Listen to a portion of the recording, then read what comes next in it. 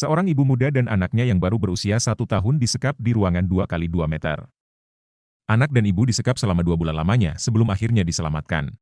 Nadia, 22 tahun, dan anaknya yang baru berumur 1 tahun korban penyekapan pihak sebuah perusahaan perkebunan sawit di Kecamatan Bakam, Kabupaten Bangka, Provinsi Kepulauan Bangka Belitung. Ibu dan anak malang ini diselamatkan oleh dua pengacara Andi Kusuma dan Budiono bersama aparat kepolisian. Nadia mengungkapkan kronologi penyekapan dirinya dan sang anak saat ditemui Bangka Post Group di Mapolres Bangka, Sabtu, 7 Desember 2024. Saya dan suami serta anak pertama kami merantau ke Pulau Bangka dari Palembang 3 bulan lalu.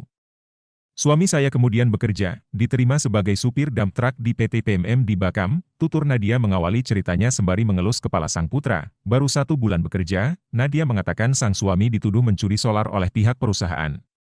Namun suami menghilang tidak tahu pergi kemana setelah dicari oleh pihak perusahaan terkait tuduhan pencurian solar. Pihak perusahaan mendatangi mes tempat mereka tinggal dan membawa Nadia beserta anaknya. Sekitar 2 bulan lalu kami dijemput, kemudian dibawa ke ruangan tempat kami disekap.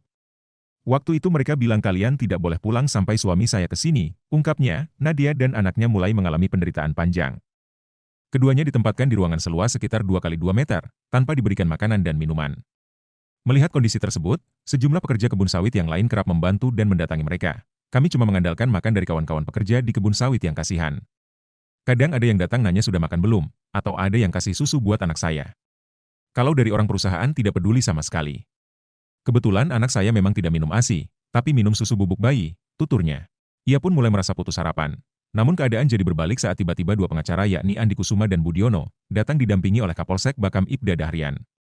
Kemudian mereka dibawa dan melaporkan kejadian tersebut ke Polres Bangka. Terima kasih pokoknya sama Pak Polisi, Pak Kapolda, Pak Kapolres, Pak Kapolsek yang sudah menyelamatkan kami. Padahal kami sudah pasrah dan tidak tahu sampai kapan kami disekap, kata Nadia. Kapolda Kepulauan Bangka Belitung Irjen Hendro Pandowo menyebut polisi telah melakukan gelar perkara kasus tersebut. Pelaku saat ini telah diamankan untuk ditindaklanjuti oleh kepolisian dengan didampingi pemerintah kabupaten.